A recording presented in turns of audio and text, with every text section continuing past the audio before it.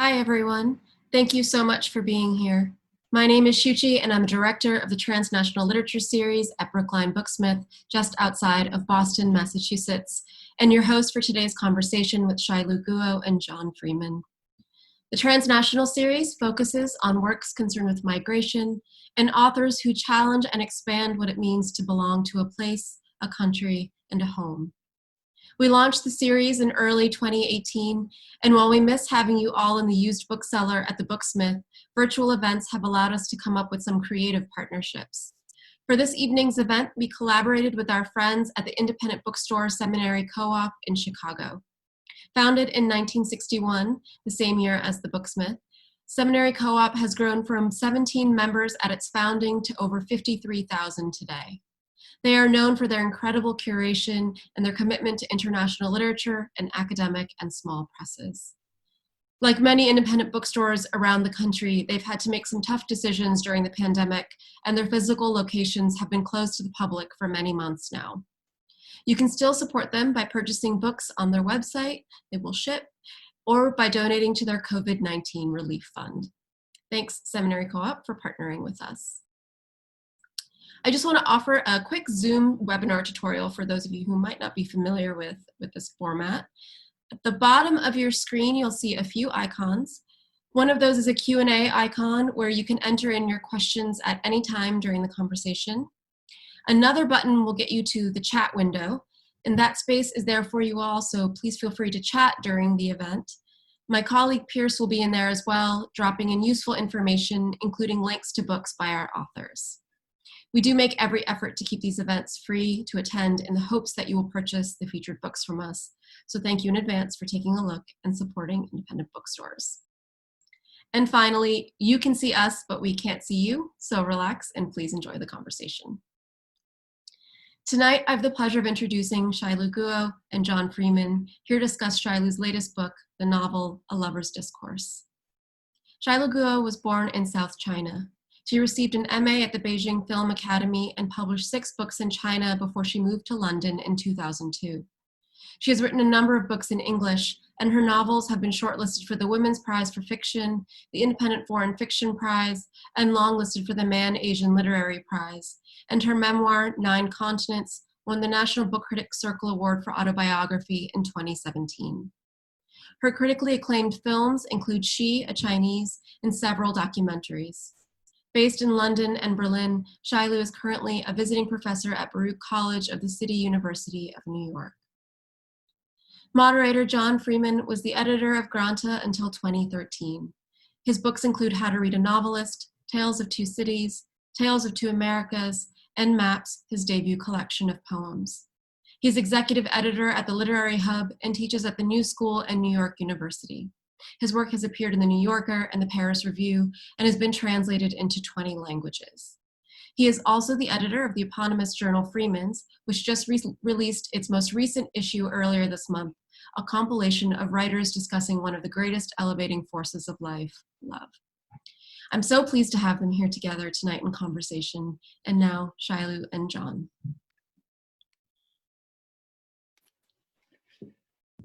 Hello. Hi. Thank you for that introduction. And Xiaolu, it's so nice to see you. Thank you. I know it's been a while. I want to start off by asking you, just because it's been a crazy time, and you and I were going to get together in New York before all of this pandemic started, and the other events of the year. How you are, and how your heart is doing. How is my heart doing? Well, eating still. I don't know, it's a strange year. Also, it's been a long time not seeing anyone outside of your native city. So the last time I saw you was Sarajevo or Switzerland. I don't remember. It was, the life is divided pre-COVID, not post-COVID, or perpetual COVID. I don't know. We're heading towards what? Certainly not love like today, the discussion, but hopefully it will be, right? Yeah, I think everyone needs quite a bit of tenderness right now. And It's been so long since it's been in the public and it's been in the air that it feels like it's hard to remember what that feels like. So to read your new novel, I think it's a novel, yeah, A Lover's Discourse, which is such a vivid and interesting and nimble book because it's moving between lots of types of modalities and genres. And for those of you who are listening or tuning in tonight and have not yet read it, Xiaolu's first novel to be translated into English in America was this novel, A Concise Chinese English Dictionary for Lovers, which was about a woman who moves from China to Britain and falls in love with a man who is bisexual, and she learns English on the pillow. And each chapter progresses through amusing, sometimes malapropisms about the language. As her language expands, her experience is more vividly described. But she and the man with whom she falls in love are on different sort of social and intellectual planes in that book. And so she's always sort of talking up to him. And in that vein, the book has one of the saddest sentences I've ever read about love. It's love makes me fragile because I am not beautiful, which is, wow, it's kind of overwhelming. And since then, Xiaolu has written many other books, often books with two track lines, stories in conversation with each other. The narrator going in one direction and the action going in another direction, which was partly the case for your memoir, Xiaolu. And now with A Lover's Discourse, it feels like the book is a meditation in many ways on love, but also on reproduction. There are reproductions at the heart of this book, and one of the reproductions is the plot of A Concise Chinese English Dictionary for Lovers. As in, this book begins, it's about a woman who comes from China to London, only now it's Brexit time, and only now this woman who's come from China to London is there to get a PhD in visual anthropology. Her lover is a German-Australian intellectual of sorts, but they're on the exact same intellectual playing field. The book proceeds in the first 80 pages or so to reproduce that structure, if you will, her falling in love with him by learning some of the words and cultural norms through language. And then the book breaks open because the book suddenly acknowledges that it's in dialogue, not just with this former book, but with Roland Barthes' Lovers Discourse. And so the book starts, the narrator starts to meditate on what the meaning of that book is. And it proceeds from there to become a kind of auto-fictional story that meditates on reproduction in human life, because at some point, I don't want to give anything away, but there might be a baby involved in this book. Reproduction in art, because the visual anthropologist who's narrating this is following and is interested in a group of Chinese craftspeople, I guess, in Shenzhen, who are reproducing great works of art by hand. And she goes to China to film them and talk to them as part of her work. And then there's, I think, where I want to begin with you, Xiaolu, is this is a book about middle-aged love in some ways, about midlife love and love after the kind of drunk love, the romance love. And I wonder if you can begin there, which is to say, we're now both of us of a certain age, as in we're at the halfway point maybe. And, what happens and what changes when you have to write love at that age? And this, in your new book, it starts with, well, is there really love at first sight? Right. But Duras wrote The Lover when she was quite old, very old actually. Right? Before that, she was writing non-love almost all her life until which age was that? You can remind me. What I was trying to do is to rewrite a certain history in my life. So come down to the actuality. the first novel I wrote in English was something I could have done very differently if I was speaking proper English, or if I didn't come from China.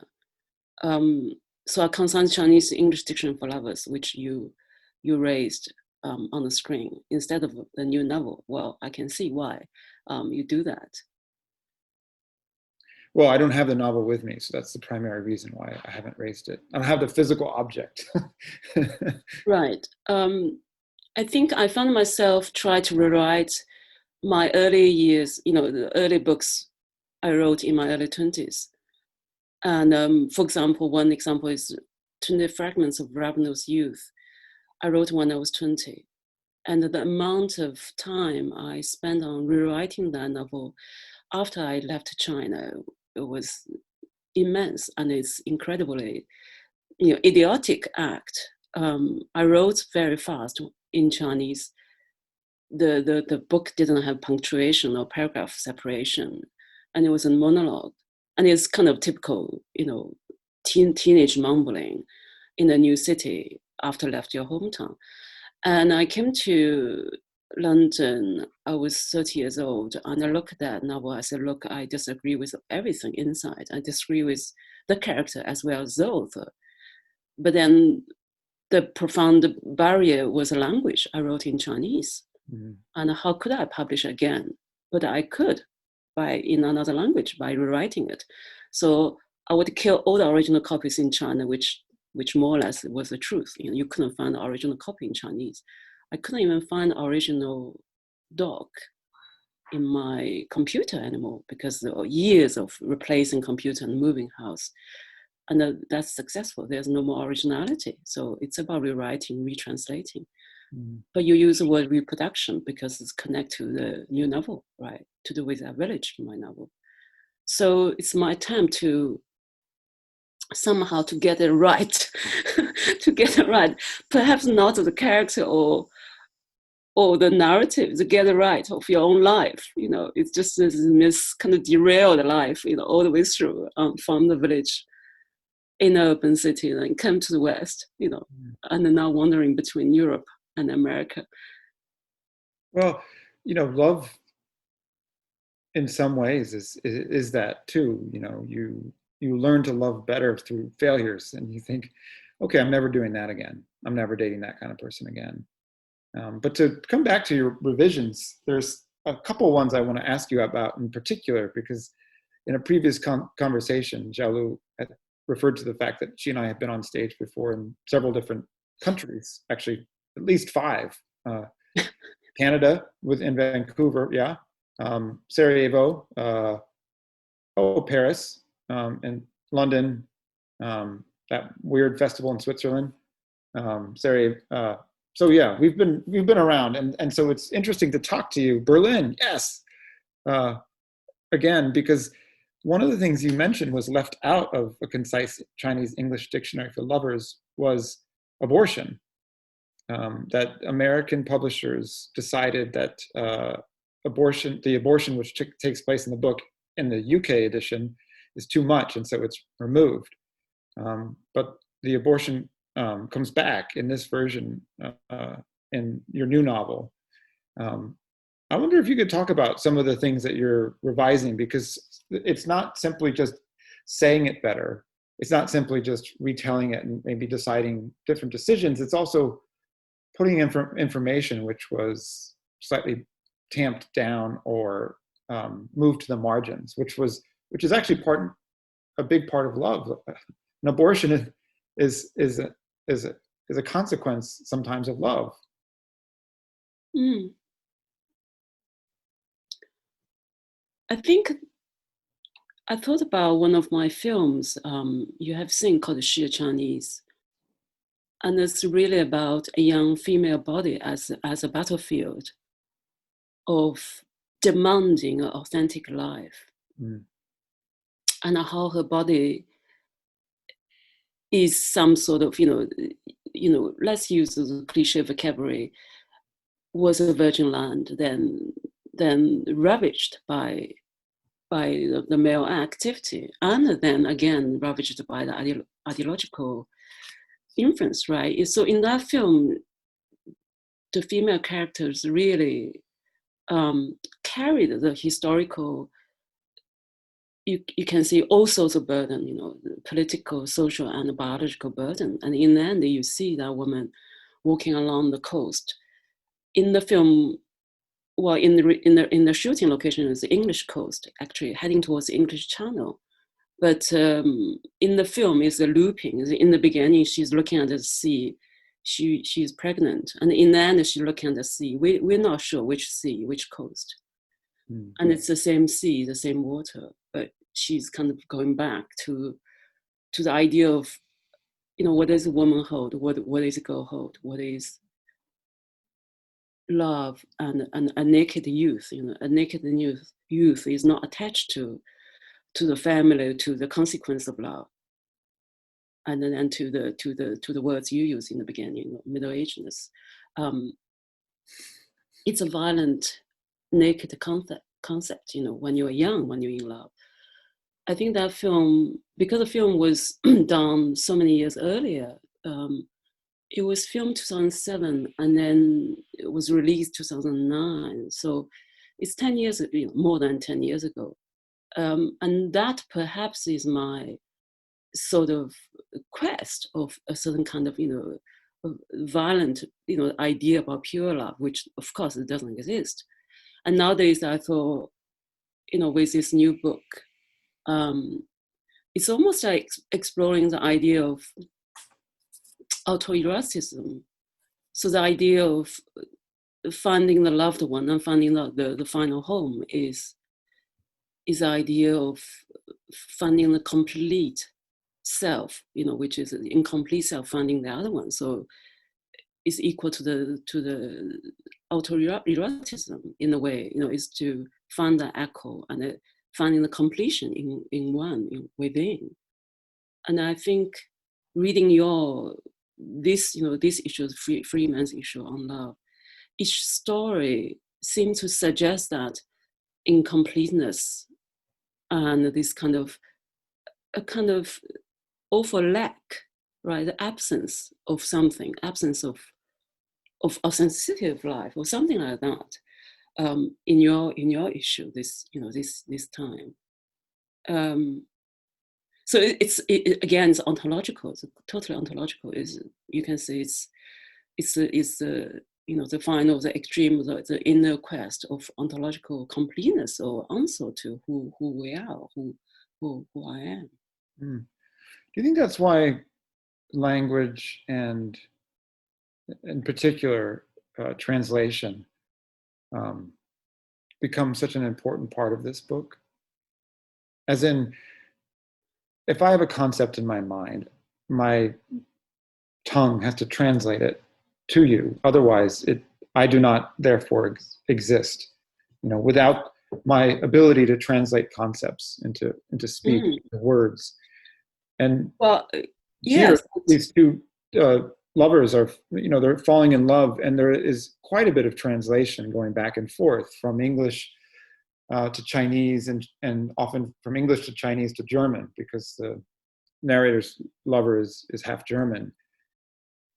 And and on one hand, that is about just the way transnational existence is. We all sometimes speak different languages, and so you're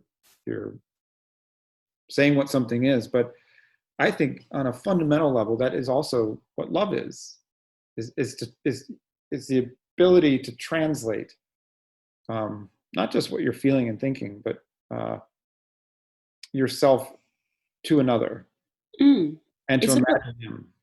It's about interpretation. I think, of course, the intellectual reference to Roland Barthes in his book.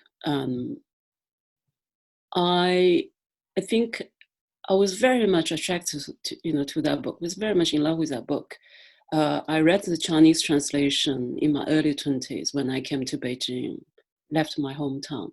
And I think such a book, the essayistic style, the fragments, mainly because of reference to the classical literature, You read Goethe, you read Nietzsche, you read all this, the quotation from Balzac or whatever, in Barthes' analysis. But and again, what fascinates me that time was love is a complete lie. Love is such a construction or reconstruction, right? It's just like identity. We call it identity. It's a pure social construction.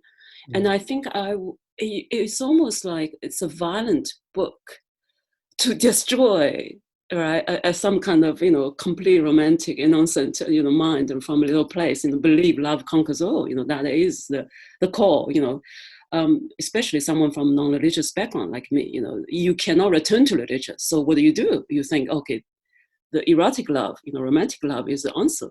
And then you read Barter, you are 19 and a half, then okay, bond destroyed, that's it, sorted. Okay, now you are clear, right? Love is pure construction. But I think that's so profound about the effect of that book, when you read it when you were very young. I thought about the construction of language, and that the language direct to the subject of love or hatred or in Hitler's era, in Germany at that time, how the language has been reorganized to against certain group, right? Or during the war, how do we manipulate language, and it's pure about the psychological dimension and the delivering of that, the quotation and the historical connotation of each line, around the subject, whether it's hatred or love, or sorrow, or something else, religious concept. And I think that's fascinating. Underneath, I'm a total, nihilistic person. I couldn't believe, still I can't believe anything, apart from nature out there, calling us to return, to surrender. There's nothing else I could believe, right? But again, to write about love, to look at the love language through different language, and through interpretation, and through lies, and through the norm. The norm is, for example, the concept of marriage, concept of buying a home together, putting both names there, and then conceive a child, and then delivering child, and then again you mentioned, the abortion or giving birth, is to surround the concept of love with this physicality. These are all constructions, right? This book has one of the most vivid and sensitive and moving passages about penetrative sex I've ever read, because the character, the speaker, tries to tell her lover that she doesn't like it, that she wants to be held and wants to be next to someone, but that she doesn't feel close. She feels more assaulted when that happens. And it feels like yet another important revision that's happening in here, because, as you said, this book is a meditation on what happens when you take away romance, the sexual drug of love, the kind of notion, the kind of grandiose notion of love. Like, where do you find it? And I thought that investigation of sort of heteronormative penetrative sex was so beautifully handled. And I don't know if I have a question here, but just rather, that's a really brave place to go into, because it's only 60, 70 pages into the book. And yet from that point onward, you understand this couple, and based on his reaction, you think, wow, they're going to be a different kind of couple. I'm glad someone mentioned this. So you're the first one, John. Good. I think it's to do with eros, the subject of eros. We replace that with the concept of love. And indeed, there's no law or term there. What is eros? What is love? What's the difference? But for me, the idea of love, the concept of love, is some kind of very new concept. When I look at the Chinese literature or Japanese literature, we didn't have this word until very, very late, 100 years ago, maybe maximum 200 years ago. We use other words, in Japanese literature, it's always lian until 18th century, 19th century. Lian, and Chinese words lian, it's not to do with love. It's erotic obsession towards the other. So the most famous poem with the same title in Japanese, in Chinese, is called 蝶恋花, so meaning butterfly obsessed with flower. And that's just the maximum expression you can get close to love. But what is that? Is eros. So it's a sexual passion and a sexual obsession to do with youth and the reproduction, as you mentioned the word, coldly.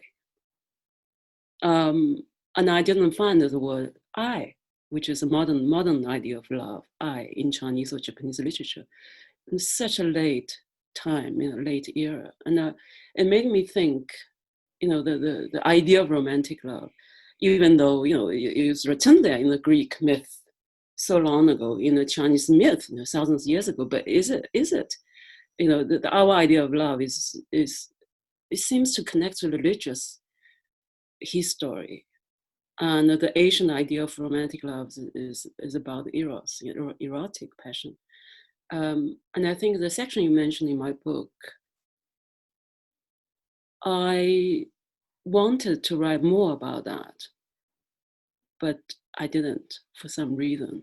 I think the boat in the book take over.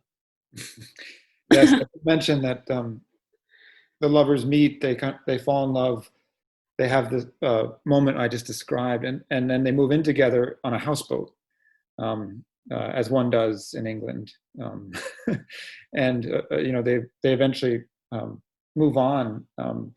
But one of the things that's kind of evocative about the houseboat is that they're kind of floating. They're producing a fugue space. It's not on land, and so it's as if it allows certain things to be suspended. Yeah.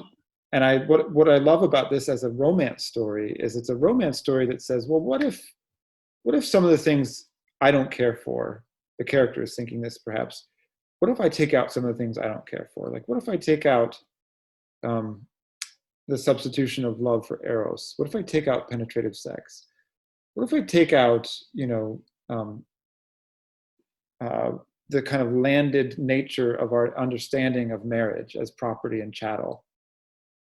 And at one point it builds to this conversation they have before a painting, where the narrator and her lover are looking at it, and she says something like, once you bring love down to earth, it dies. Mm.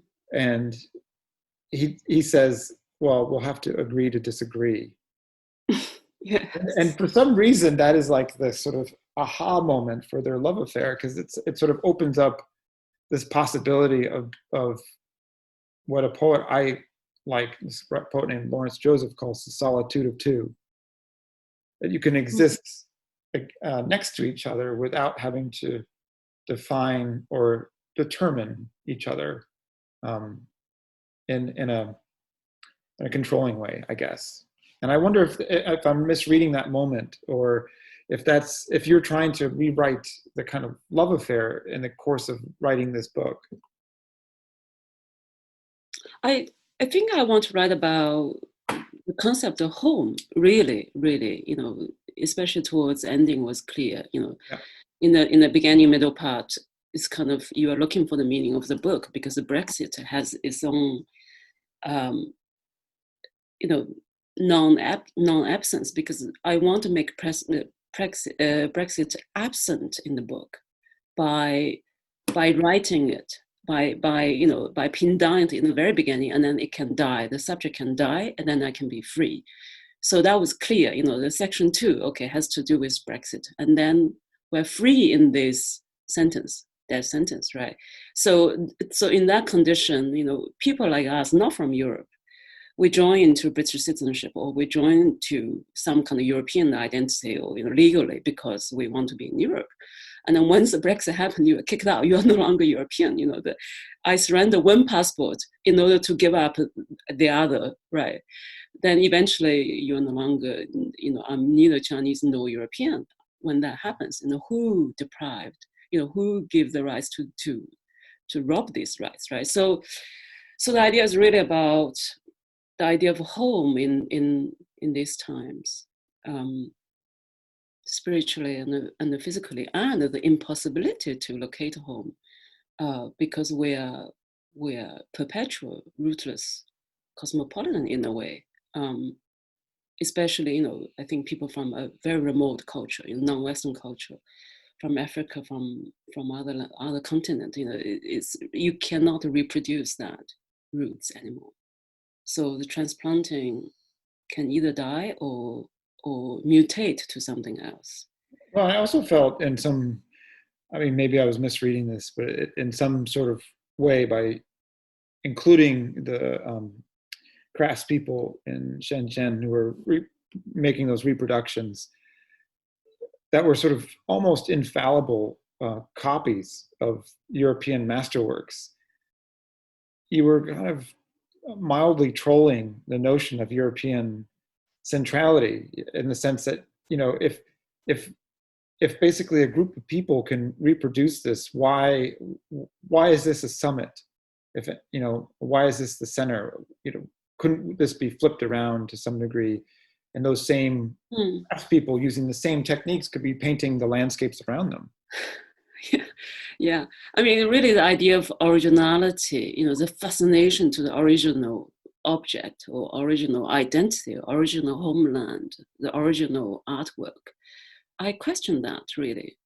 And especially, people like John Berger, produced that amazing BBC documentary, The Ways of Seeing, suggest, how do we see the painting? And do we care? It's the same painting, or in the form of postcard, in the form of a reprinted,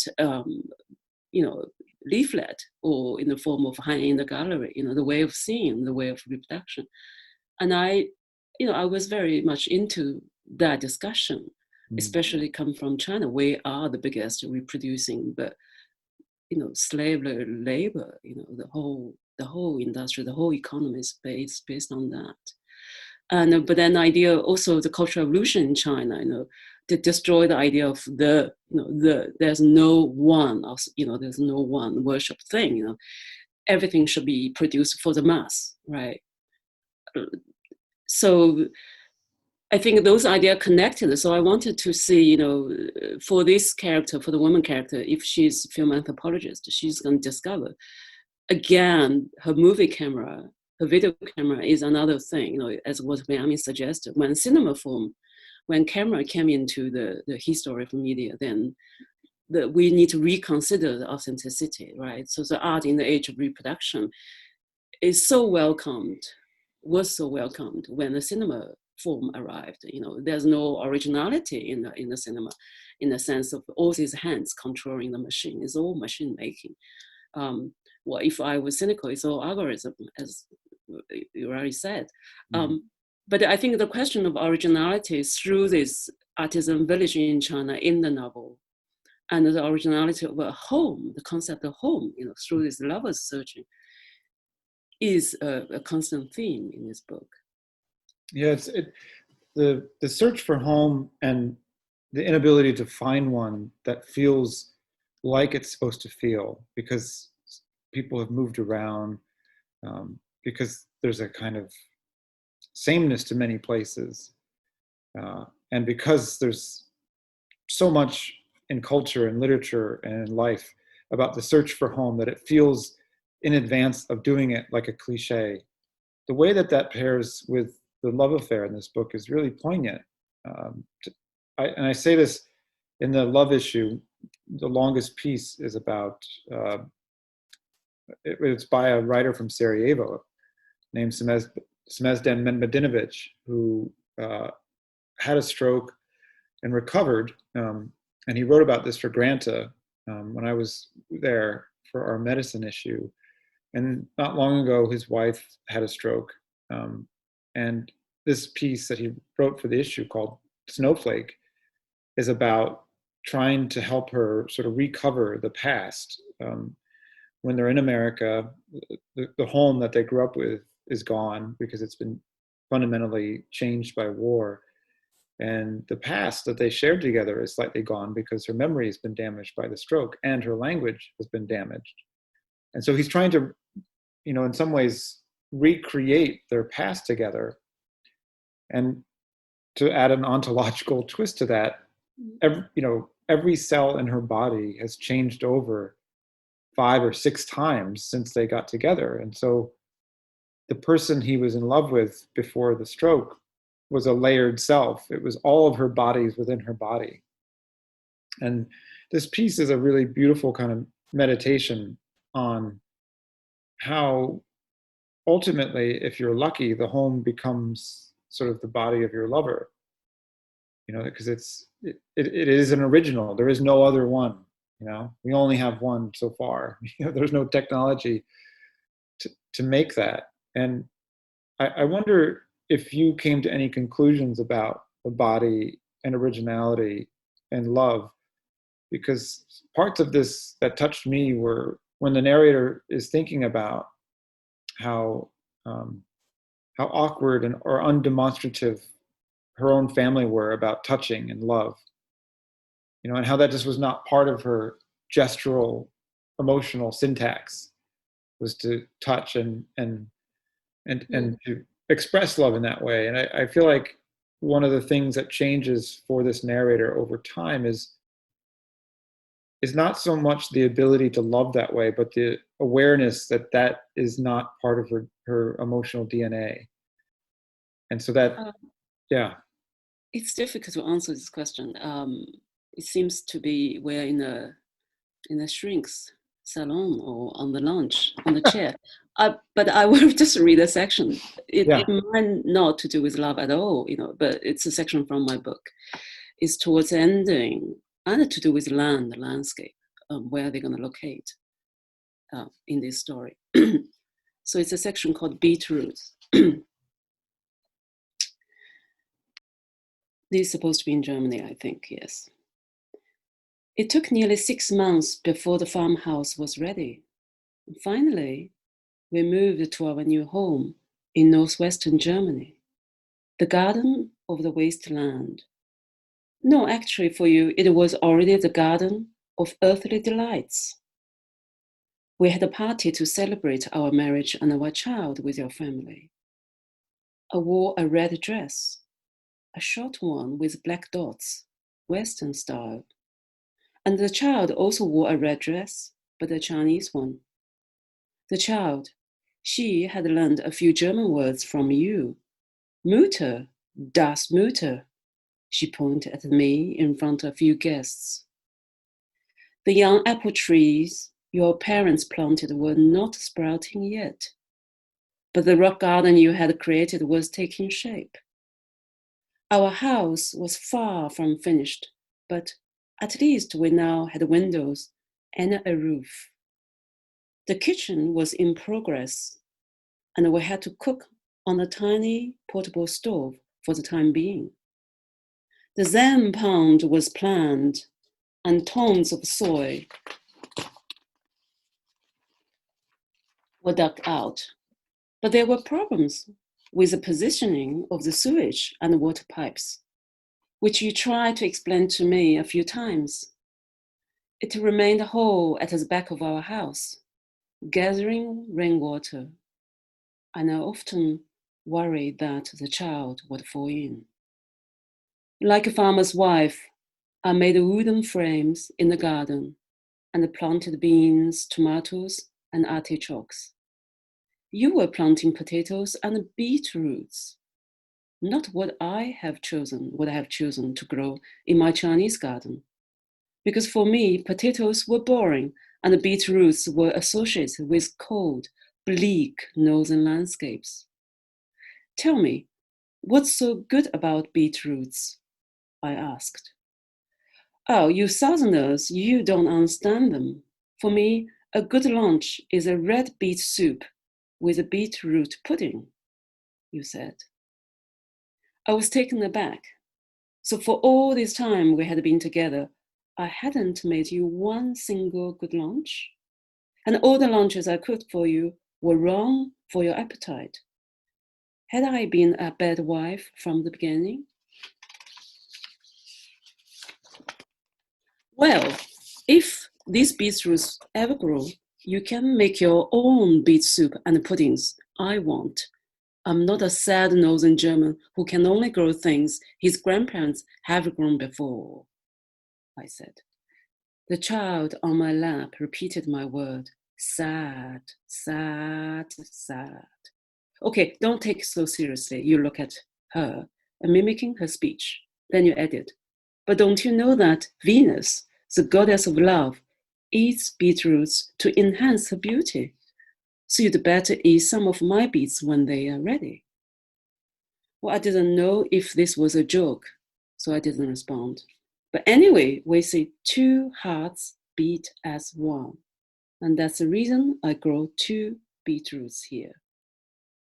2 hearts beat as one. This didn't sound like something you would normally say. And perhaps I should study the essence of beetroots properly and reconsider their importance. Does that answer your question, John? Absolutely. I love that section. But I still think love and home are very connected in this book, in that, so much of the back and forth between the main characters is explaining where they're from to each other. And some of it comes in food. The first time they go to eat, her lover is really confused by some of the Chinese food at the restaurant. And I think one of the things that food highlights is just how great a chasm it is between us and someone else sometimes. And one of the reasons that chasm has to be crossed is we have to make it clear how we need to be loved to some degree. I could travel the world, but the needs I have in terms of how I need to be loved were probably formed between ages 0 and 9 in a few different, American states and in certain contexts, and they might be immutable. I might not be able to change them. And so when you talk about making food for someone, that's one of the key things, is sort of how can I make beets the way that you want to, Yeah. you understand them to be, and to be mean love. Yeah. The memory of love is a memory of the stomach. I remember the first time I watched this German filmmaker Fassbinder's film, Fear Eats the Soul. And I loved it in China. I think because the most memorable dialogue in that film for me was the old German lady was in love with the young Morocco young man. And then she made food for him. And on the dinner table, the young Moroccan man said, well, I don't like this food. I miss couscous. That's the food I want to eat. And that was a sequence, demonstrate their love is gone. There's such a kind of simple and a radical sin. He refused eat her food. So I thought, that time, it's such a radical film about this completely mismatched kind of background person falling in love, right? And I think the first time I discovered, this is Fassbinder, a German filmmaker.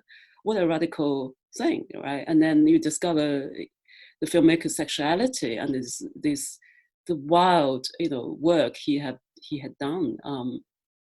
And I think these things are, it's so simple and so strong, right? In narrative form, food, memory, love. And then again, the racial background comes out very quickly. It's not that we are defined by that, but we are so embedded in that structure. We've been talking for about 45 minutes, and I just want to invite the audience who are here to put questions in the chat. If you want to ask something of Xiaolu, she'd be happy to answer it. Let's keep in mind that it's 12:47 in London right now. And she's also speaking in her third language, which I think you've added a fourth since you've learned German, haven't you? Yet to learn. you you collect languages like pets. That's amazing. I want to ask you a question while people are getting their own questions ready for you. Oh, here's one. I say that love is the ability to translate. Translate what? What doesn't the process of translate mean to communicate something? Isn't love beyond communication? So this is a question from Susan Littman. What do you think, Xiaolu? Is love I communicating something that's not communicatable? I think I agree with the question. I couldn't agree more. It's absolutely beyond communication. I think what we are doing as a writer, we are terrible magicians. We need to use trick. So my trick is very simple. Two person from complete opposite cultural background, worse, one is awful meat eater, another is vegan, right? And or just impossible to understand each other. One is mathematician, one is opera singer, something like that. That's just my simple device. So I put them together, make them fight. Then through that fight, they try to either conquer each other or invite the other one into this one's universe, right? By swallowing the other, rather than let each other, co-live in their own universe. So perhaps, all this narrative is not about love, it's about identity. It's about how individual fall in love with his own image, his own identity. And that identity cannot be abandoned or being swallowed by the others, because without an identity, that individual has no existence, right, in the society. And in the lovers' relationship, is such a thing, is really about power, position, social position, power position.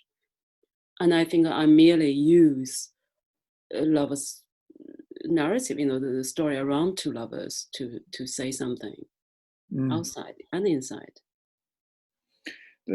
That's a really interesting way of looking at it. Does anybody else have questions for Xiaolu? What I would say in response to that, Xiaolu, is the lovers do talk this whole book through. They're very chatty, in this, and so it is like a dialogue. It's a discourse. It's a discourse with Bart. It's a discourse with Benjamin. It's a discourse with yourself, and it's a discourse between the two of them. And I wonder how, I might be misremembering the Duras novel, but I feel like another way to write about love and eros is to somehow try to write about the doing of love rather than the talking about love and the conceptualizing of love. And there's some of that here, obviously, because they do things as well as talk about them. And I think, if you were saying it's impossible, love is not impossible, but it's precarious if someone has no identity. But what if part of your identity is to do for someone else? And that's what I was thinking of in the Semezden Medvedinovic piece, is that he in the course of his wife's illness, he has to sort of define himself as the helper, as the doer, as the repairer, so that he can give her back herself. And in less dire circumstances, maybe one partner of a twosome is studying to become a doctor, and so the other partner cooks and does most of the cleaning. And these are extemporized thoughts about sort of love as an action versus an idea. But I wonder what you think about the idea that love, the act of loving, can swallow you without you being swallowed by the other person, is I guess what I'm trying to say. That sounds to me, yeah, it's much more familiar than the idea of love. As I said earlier on, I don't understand what is love. If it's not eros, if it's not quickly lived romantic passion, and then the rest is kind of consumption, and right, it's contract, the rest.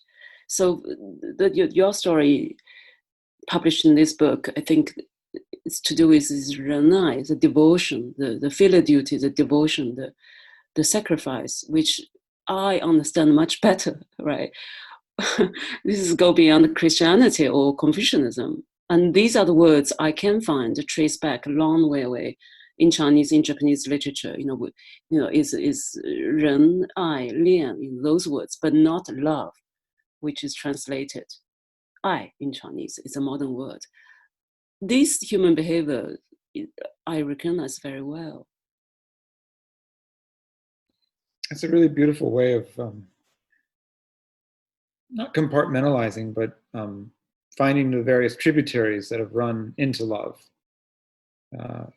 Love is an engorged word in some way because it's been fed by all these other words that we've pushed into it. And of course, all those things are part of love: devotion, loyalty, care, discretion. All sorts of things can be part of love. But because we've developed an idea of love, it somehow maybe makes those things seem like they cannot exist without love, which sort of reverses the order to some degree. That you can have devotion without romantic love, and that's what I love about the Medvedevich piece, but also your novel, is the way that it acknowledges all the depths of things that are like friendship, that exist within something that we are often encouraged to call love. That a coexistence, a partnership, has these sort of layers within it that are about companionship. That it's hard to sometimes isolate from love. But anyway, it's about 7:54, and Xiaolu is approaching her 1 o'clock hour. I want to bring back Shuchi so she can tell you how you can buy this book and other books from Xiaolu's backlist, which I highly recommend, although I would state they do not need rewriting, Xiaolu. They're just perfectly fine, if not awesome, the way they are. So that's my take. Thank you both so much. It does look like we got one last question in, but I don't know, Kristen, if we're going to be able to answer it at this point. But I want to thank you guys both for being here. Xiaolu, for coming so late for you over there. But we're huge fans of your work at the Booksmith, so it's a real honor to have you with us. Thanks to Grove, who published both the latest Freeman's and Xiaolu's novel as well. Oh yeah, here we can do our holding up. This is her book that won the National Book Critics Circle. It's a wonderful memoir. I love this book very much.